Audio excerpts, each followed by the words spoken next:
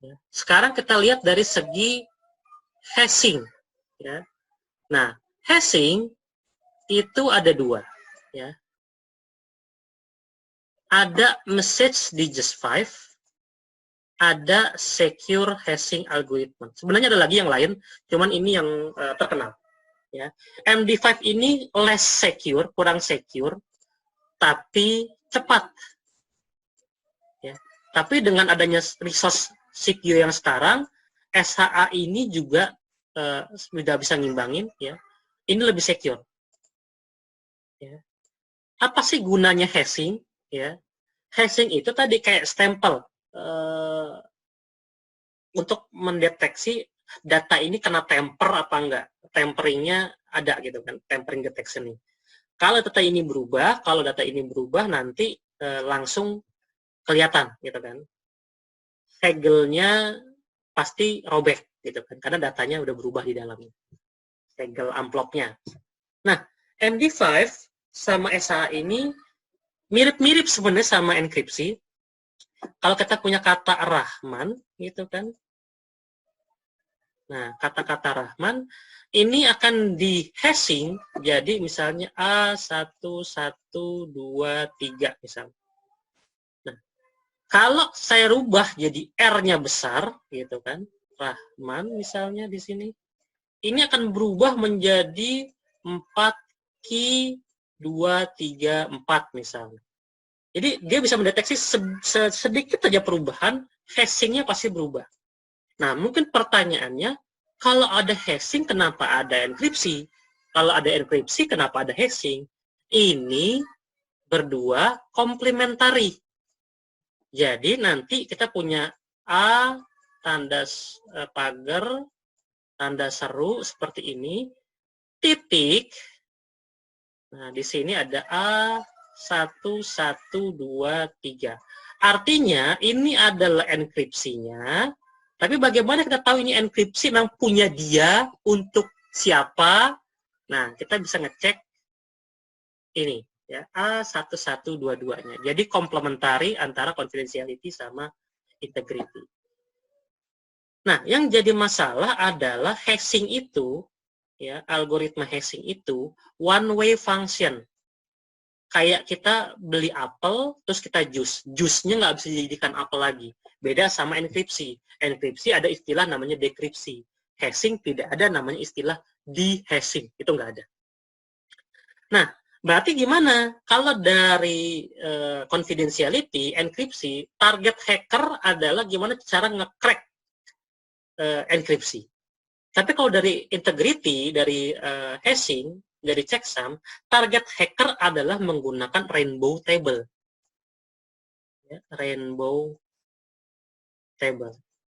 Apa itu definisi dari rainbow table? Gini deh, saya disodorin jus. Nah, suruh tebak, gitu kan? Karena saya nggak bisa bikin jusnya menjadi buah lagi. Nah, suruh tebak, ini asalnya dari buah apa? Gimana coba? Berarti saya akan coba cicipin itu jus. Nah, saya kenal ini rasanya. Saya ke supermarket buah, saya beli semua buah-buahan yang ada, saya bikin jus. Nanti saya compare mana yang mirip-mirip dengan jus yang tadi. Jadi saya punya jus apel, saya minum. Nah, coba saya beli di supermarket, jus nanas, jus apel, jus mangga, jus semangka. Saya cobain, nah yang mirip yang mana. Nah, itu adalah rainbow table. Ya, nyocokin dengan hashing yang ada. Ya. Nah, di security ya, kita bisa ngelihat, saya coba share,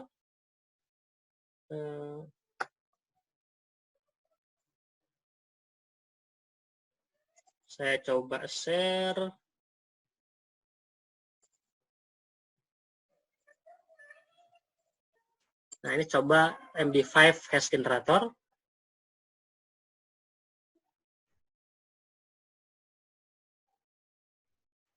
Misal saya bilang Rahman, misalnya. Saya generate. Ya. Nah, hasilnya jadi E9 bla bla bla. Kalau saya ketik R besar, AHMAN, ya, saya generate, ya, hasilnya A0, beda gitu kan, jadi beda. Nah, terus rainbow table-nya di mana? Nah, ada hash killer gitu kan. Nah, ada apa namanya, bukan hash killer lagi ya, MD5 crack misalnya di sini. Ini ada crack station, ada MD5 decrypt, sudah ada macam-macam gitu kan. Nah, tinggal compare aja hashing yang kita dapat dengan yang ada di sini. Ada nggak? Berarti solusinya gimana? Solusinya adalah bikinkan hashing yang tidak ada di sini. Ya. Contoh misalnya, kalau saya punya Rahman seperti ini, nah ini kalau di MD5 crack misalnya, MD5 crack, ya, contoh kita crack station, nah seperti ini, I'm not robot, cek hashes, langsung ketemu MD5, resultnya Rahman. Nah solusinya gimana kalau kita memang harus pakai hashing misalnya. Contoh misalnya M1FT4TAH gitu kan, Rahman gitu kan, 1234567 misalnya. Ada nggak nih? Ya. Kalau ada berarti contoh saya salah. Nah, 045 bla bla bla. Kita coba sekarang.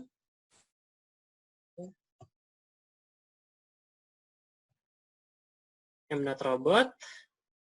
Kita crack hash. Nah, nggak ada. Jadi penggunaan huruf besar, huruf kecil, spesial karakter itu penting, ya. Kok aneh sih website tertentu atau tim IT ngasih policy harus huruf besar, huruf kecil gitu, bikin password, bikin hashing dan lain-lain tuh harus seperti itu sih, aneh banget gitu. Itu best practice ya guys, itu best practice. Nah, selanjutnya kita masuk lagi ya ke PowerPoint yang tadi. Ya, jadi kita punya MD5 sama SAA. SAA itu lebih panjang lagi hashingnya, gitu kan. Tadi kalau MD5 pendek. Kan? Nah, sekarang apa yang terjadi kalau saya punya main office, misalnya di sini. Main office mau ketemu dengan branch. Ya. Berarti kan di sini harus ada VPN. Gitu kan. Berarti kalau ngomong VPN harus security suite-nya, ya, security suite-nya harus sama. Security suite-nya harus sama. Harus sama. Apa itu security suite? Ya, berarti hashing-nya harus sama, konfidensialitasnya harus sama. Yang satu pakai MD5, yang satu pakai SAA nggak nyambung. Yang satu pakai AS, yang satu pakai RSA nggak nyambung. Security suite-nya harus sama. Terus apa lagi? Ya, IPsec-nya harus sama. Nanti kita bahas ini berikutnya. Ya, IPsec-nya harus sama. Encapsulating security payload-nya harus sama. Yang satu pakai ESP, yang satu pakai authentication header, ya nggak nyambung, gitu kan. Jadi harus sama. Ya, ini nanti diatur, ya, termasuk key generation-nya di Internet Security Association and Key Management Protocol. Jadi nanti kita bahas berikutnya, ada semacam protokol bagaimana create kunci, create sertifikat, untuk IPsec bagaimana. Nah, metodenya nanti pakai Internet Key Exchange. Ya. Versi 1 dan versi 2 yang udah lebih baru. Ya.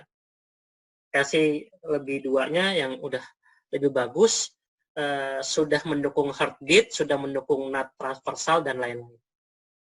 Nah, tapi tadi ini berarti harus pakai kunci satu nih, harus pakai key, harus pakai key. Kunci berikutnya, ya, di branch nomor 2 misalnya, harus pakai kunci lagi, ini harus pakai kunci lagi. Ke branch nomor 3, ini juga sama, harus pakai kunci lagi, harus pakai kunci lagi. Artinya apa? Kalau saya punya 100 branch, berarti bukan punya beberapa kunci, punya gantungan kunci. Ya. Nah, ini repot nih, key management-nya repot. Ya. Bisa nggak sih saya nggak pakai key management gitu loh? Saya nggak repotnya kalau pakai key management. Nah, solusinya kita bisa pakai public key infrastructure. Oke, next kita akan ngomongin public key infrastructure, plus kita akan membahas lebih dalam tentang yang namanya IPsec.